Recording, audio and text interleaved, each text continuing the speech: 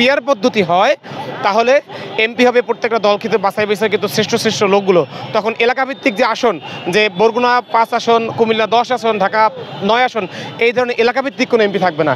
MP হবে দেশের সকল নাগরিকদের মধ্যে থেকে দক্ষ, যোগ্য এবং বিশ্বস্ত যে লোকগুলো, প্রত্যেকটা দল তাদের দল থেকে সেই লোকগুলোকে বাছাই করে সংসদে পাঠাবে। আর দেখুন আপনার যে এলাকা, ওই এলাকায় কিন্তু আপনার এমপির নির্দিষ্ট তেমন কোনো কাজ নাই। যে এমপি মেম্বার অফ পার্লামেন্ট, তার কাজ হলো সংসদে বসে শুধু আইন প্রণয়ন করা। তো সে সংসদে বসে আইন প্রণয়ন করবে, তার এলাকায় তার বিশেষ কোনো কাজ নাই। এই জন্য দেখবেন কি হয়, আপনার এলাকায় আপনি খোঁজ নিয়ে দেখবেন, আপনার এলাকায় এসপির অফিস আছে, ডিসির অফিস আছে, ইউনিয়নের অফিস আছে, এমনকি ইউনিয়নের চেয়ারম্যান, ইউনিয়নের মেম্বারের অফিস পর্যন্ত সরকারিভাবে আছে। আপনার এলাকায় কিন্তু এমপির কোনো অফিস নাই। কারণ কি? সাংবিধানিকভাবে, আইনিভাবে ওই এমপির কিন্তু তার নিজের এলাকায় কোনো আসলে কাজ নেই। কিন্তু কি হয়, তার মূলত এলাকায় একটা চাঁদাবাজির সিন্ডিকেট চালাতে হবে, তার মূলত এলাকায় এক ধরনের দখলদারিত্ব বজায় রাখতে হবে।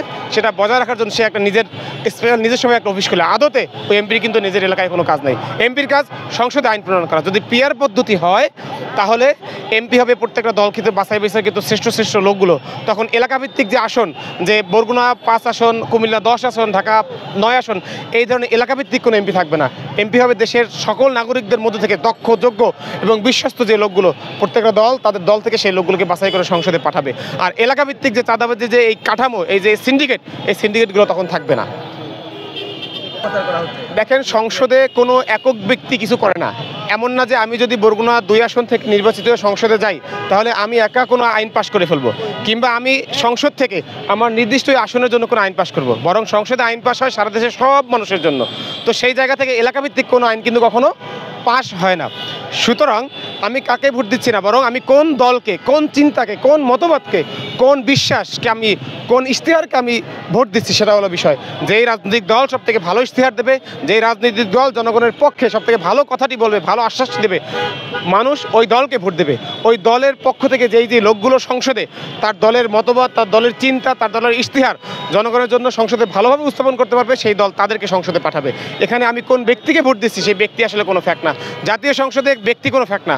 ব্যক্তি ফ্যাক্ট কোথায়? ব্যক্তি ফ্যাক্ট হলো স্থানীয় নির্বাচন। স্থানীয় নির্বাচন কোনটা? আমার এলাকায় ইউনিয়নের চেয়ারম্যান কী হবে সেটা স্থানীয় নির্বাচন। আমার উপজেলা পরিষদের চেয়ারম্যান কী হবে সেটা হলো স্থানীয় নির্বাচন। আমার জেলা পরিষদের চেয়ারম্যান কী হবে সেটা হলো স্থানীয় নির্বাচন। সেখানে স্থানীয় নির্বাচনে ব্যক্তির ব্যাপার থাকে। ব্যক্তি ভালো হলে মানুষের কাছে কাছে যাবে, দূরে দূরে যাবে। কিন্তু এমপি তার মানুষের কাছে কাছে যাওয়ার, মানুষের ঘরে ঘরে যাওয়ার, মানুষের সিঙ্গেল সমস্যা সমাধানের কাজ এমপির না। এমপি যে মেম্বার অফ পার্লামেন্ট, তার কাজ হলো সংসদে বসে দেশের সকল মানুষের সমস্যাগুলো আইডেন্টিফাই করে তার জন্য সবথেকে বেশি সুইটেবল যে সমাধান, সেই সমাধানটি তাদের নিশ্চিত করা। সেজন্য আমি বলবো, জাতীয় সংসদ নির্বাচনে ব্যক্তি ফ্যাক্ট না, বরং চিন্তা ফ্যাক্ট, মতবাদ ফ্যাক্ট, ইশতেহার ফ্যাক্ট এবং আদর্শ ফ্যাক্ট। সুতরাং দেশের মানুষ ব্যক্তিকে না, বরং আদর্শকে ভোট দিয়ে জাতীয় সংসদে পাঠাবে।